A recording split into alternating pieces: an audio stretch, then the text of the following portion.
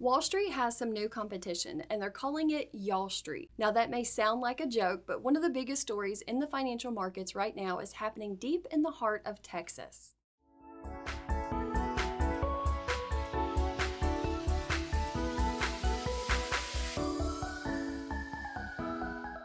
I'm Christiana Lovelace. I'm a licensed financial advisor and accredited asset management specialist and the owner of Diamond Point Financial. Each week on Pointe Perspective, we break down the markets, the economy, and financial planning into practical conversations that help you make more informed financial decisions. This week, we're focusing on competition. We'll discuss why the launch of the Texas Stock Exchange is creating so much attention and what increased competition could mean for our capital markets. Then, we're beginning a new economics series by exploring what capitalism is and why it's become one of the most misunderstood concepts in economics. And finally, we'll continue our discussion on credit by breaking down exactly how your credit score is calculated and how understanding those factors can give you more control over your financial options.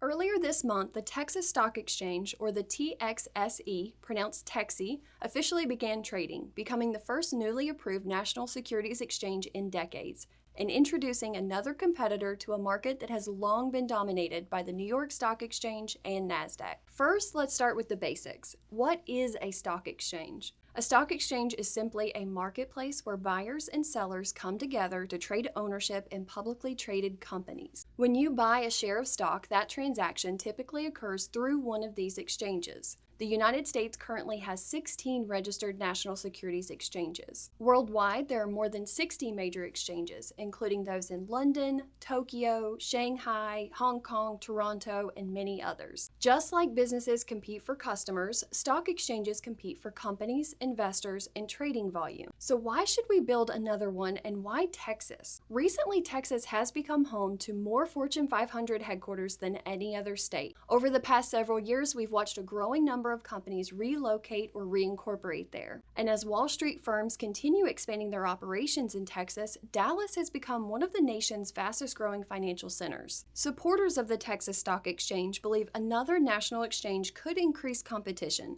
by giving companies another place to list their stock, potentially lowering listing costs, encouraging innovation, and creating additional choices for businesses who are planning to enter the public markets. Now, this doesn't mean that Texie is going to replace the New York Stock Exchange or NASDAQ, at least not anytime soon. Those are two of the most established financial institutions in the country, but almost every industry can benefit from healthy competition. Competition encourages innovation, and history has shown us that it can often lead to lower costs, more efficiency, and sometimes better services. In this case, it gives publicly traded companies another option when deciding where to list their shares. Now, we'll have to wait and see how successful this ultimately becomes, because the U.S. has launched other exchanges over the years, many focused on specialized areas like options or electronic trading. What's different about the Texas Stock Exchange is that it's attempting to compete directly with the New York Stock Exchange and NASDAQ as a full-service national exchange. Adding to that, we have the continued migration of businesses to Texas, and it has the financial backing of firms like BlackRock, Citadel Securities, and Charles Schwab. So it's clear that this isn't going to be just another regional startup. Whether it becomes a major player or it remains a smaller competitor is something that only time will answer. Regardless of the outcome, it's a great reminder that even financial markets can continue to evolve.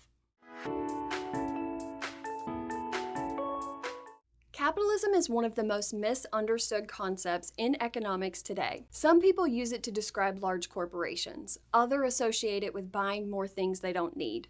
But that's consumerism, and while the two are often confused, they are not the same thing. Capitalism is an economic system built on three basic ideas: private ownership, voluntary exchange, and competition. In a capitalist system, individuals and businesses are generally free to own property, start companies, develop products, and compete to serve consumers. Rather than governments directing most economic decisions, consumers have the ultimate influence on which businesses succeed through the choices they make every day. Many of these ideas were popularized in 1776 when Scottish economist Adam Smith published The Wealth of Nations. Free markets had existed long before then, but Smith explained how competition, voluntary exchange, and individual self-interest could create broader economic prosperity. Adam Smith wasn't writing a book about America, yet his ideas were published in the same year as the United States declared its independence, and many of those economic principles would go on to shape the nation's financial system.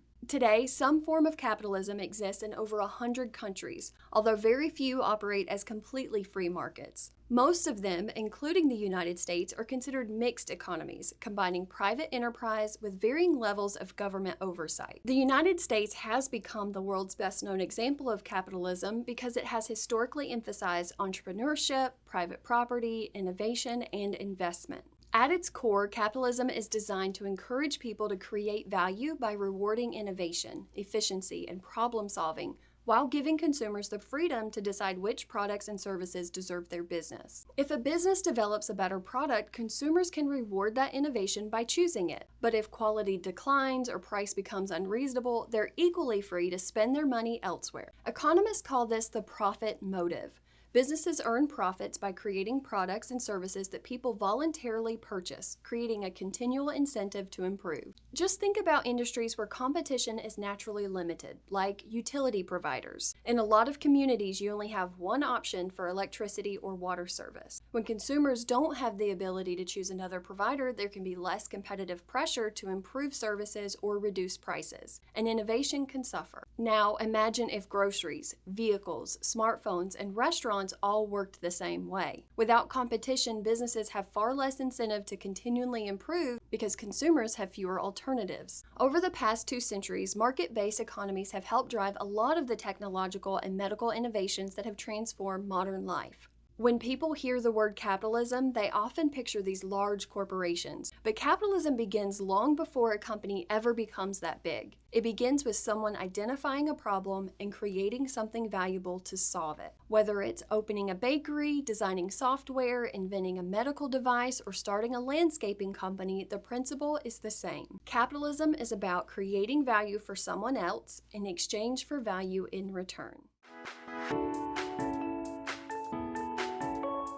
This week, we're discussing how your credit score is calculated. While there are several different scoring models, the most widely used is the FICO score. It evaluates 5 primary areas of your credit history, each carrying a different level of importance. The largest factor, which makes up about 35% of your score, is your payment history. Lenders want to know whether you've consistently paid your obligations on time. One late payment isn't necessarily the end of the world, but repeated missed payments tell lenders that you may represent a higher lending risk. One of the easiest ways to strengthen this area is by setting up automatic payments or reminders so you don't accidentally miss a due date. The second largest factor is credit utilization, and it represents about 30% of your score. This measures how much of your available revolving credit you're actually using. So for example, if your credit card has a $10,000 limit and you're carrying a $2,000 balance, your utilization is 20%. Generally speaking, keeping your utilization below 30% is considered healthy,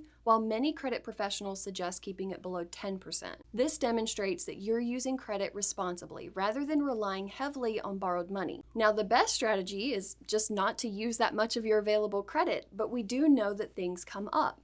And that's why you'll want to know your statement closing date. Your closing date is when a credit card company reports your balance to the credit bureaus, not your payment date. Even if you've used more of your available credit during the month, paying the balance down before your statement closes can result in a lower balance being reported. The next factor they'll take into consideration is the length of your credit history, which accounts for roughly 15% of your score. Lenders are going to have more confidence when they can evaluate a longer history of responsible borrowing. That's why your oldest credit card can often be one of your most valuable accounts, even if you're not using it. Before closing it out, think about the trade-offs. If it doesn't have an annual fee and you don't need to close it, keeping it open may be more beneficial for you. And then the final 2 categories each account for 10% of your score. The first is new credit. If someone is opening several new credit accounts over a short period of time, it can be a sign of financial stress, which is why lenders pay attention to recent credit applications. But that doesn't mean you can't shop for better financing. Multiple mortgage or auto loan inquiries made within a short period of time are generally treated as a single inquiry by most scoring models. And the last category they evaluate is your credit mix. Lenders like to see that you've successfully managed different types of borrowing over time, such as credit cards, auto loans, mortgages, or student loans. However, I would never encourage someone to take on unnecessary debt. This is a smaller area of your score, and over time, a healthy mix can develop naturally. A strong credit score doesn't just improve your chances of being approved. It's about creating options, and in finance, having options usually means having negotiating power. The stronger your credit profile, the more institutions may be willing to compete for your business with better rates and better terms. One thing you'll notice is that everything we've discussed is based on behavior. It's not based on income, investments, or your net worth. It's not to measure your financial success. Credit scores are designed to answer one question. Based on this person's borrowing history, how likely are they to repay future debt?